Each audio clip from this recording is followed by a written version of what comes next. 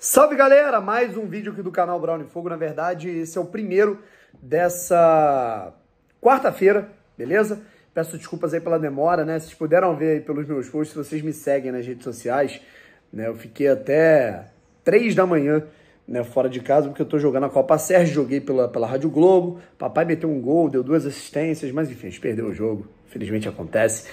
E aí, pô, voltei morto pra casa, e aí, porra, cara, descansei e tal, então só aí já acordei fazendo meus vídeos curtos e agora só o vídeo longo aqui, né, no canal Brown Fogo, sobre uma reflexão que eu já tô querendo fazer há um tempinho a respeito de jogadores jovens do Botafogo, tá? Já tem um tempo que eu tô querendo falar sobre isso com vocês. A gente vai ter outros temas aqui, certo? Temos outros temas aí pra falar, né, cara, pra descrever. Tem inclusive um tema a respeito de um amistoso, né, cara, que pode rolar do Botafogo com São Cristóvão, né, enfim. Se inscreve aqui no canal, deixa o like, ativa o sininho para você não perder nenhuma novidade, jogo treino, melhor dizendo. Vamos falar aqui um pouquinho sobre o jogo, né, na verdade, mais tarde a gente fala aqui um pouco sobre o jogo de Botafogo e Goiás e a rodada, tá? Mas eu quero falar com vocês primeiro sobre minutagem para os estrangeiros do Botafogo, tá? O que está acontecendo?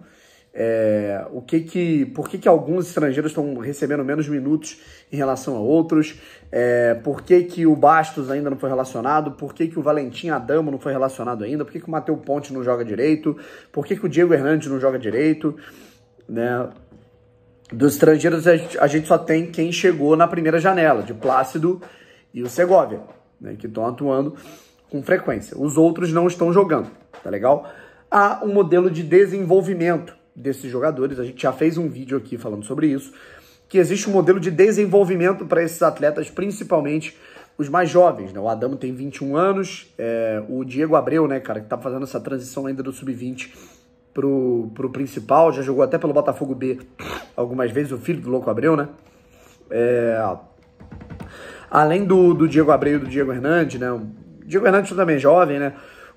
A gente tá falando de vários jogadores aí que o Botafogo contratou que já são atletas mais jovens, tá? Com exceção do Bastos, que é um pouco mais velho, mas o Bastos ele não jogava há 5 meses, né? Então, cara, para ele retomar o ritmo, a adaptação, com o tempo, né? Então, assim, a gente já teve informação por parte do Botafogo, que o Botafogo tá querendo adaptar esses atletas, né? Prepará-los com calma, com cautela, tá? Só que agora, eu também acho que é importante eles terem ritmo de jogo, certo? O próprio Diego Hernandes e os dois, né? O Matheus Ponte e o Diego Hernandes, os dois uruguaios, né? Desses que vieram, o Valentim Adamo também mas os dois, eles já deram entrevistas dizendo que eles ainda estão se adaptando ao futebol do Brasil, né? Que é um futebol diferente, é um futebol mais dinâmico, o futebol uruguaio um pouco mais cadenciado, um pouco mais atrasado, né? E aí, cara, a gente não tem esses jogadores sendo relacionados. O Matheus Ponte, ele entrou no segundo tempo de 2 ou 3 partidas, e realmente ele tá bem fora de ritmo. O Diego Hernandes, ele teve, acho que um jogo só como titular na Copa Sul-Americana. Os outros 2, 3 jogos que ele entrou foi na reserva. Eu lembro que em 2 ele entrou mal, ele entrou bem, né? Ele já inclusive participou de gol contra o Patronato.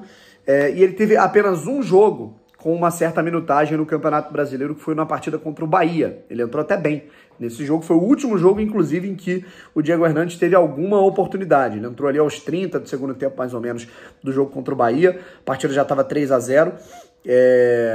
E aí a gente teve o Botafogo aproveitando pouco ainda esses jogadores. O Bastos, cara, eu acredito, tá? A gente fala aqui da expectativa pelo Bastos, mas eu acredito que seja um aspecto do ritmo de jogo mesmo, da questão física. Ele já está um tempo sem atuar, né? O Botafogo ele contratou o Bastos para fazer justamente essa transição, para que ele esteja pronto para 2024. Eu creio muito nisso, né? Até sabendo que o Adrielson ele pode sair, tá?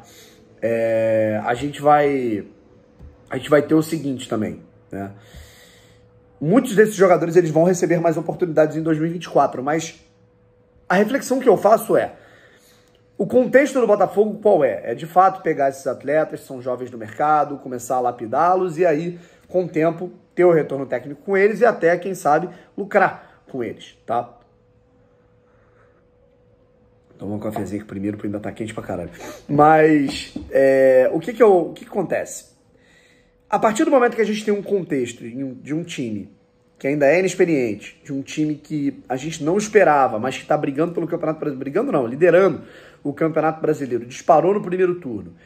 E, cara, é um momento em que, tipo assim, a gente precisava preencher algumas lacunas, era natural que a gente veria algumas peças do time decaindo em termos de nível, é natural, ninguém vai conseguir. Um time que tem suas limitações, ele não vai apresentar, ele não vai manter o baita nível de sempre. Né? Até aspecto físico, a gente já tem alguns jogadores que eles são mais velhos, são o caso do Cuesta, do Eduardo, o Di Plácido é um cara que ele vem oscilando, a gente teve a lesão no Rafael, então eu até entendo, o Botafogo prioriza essas contratações mais jovens e eu acho interessante, interessantíssimas, né? A gente elogia muito o scouting aqui.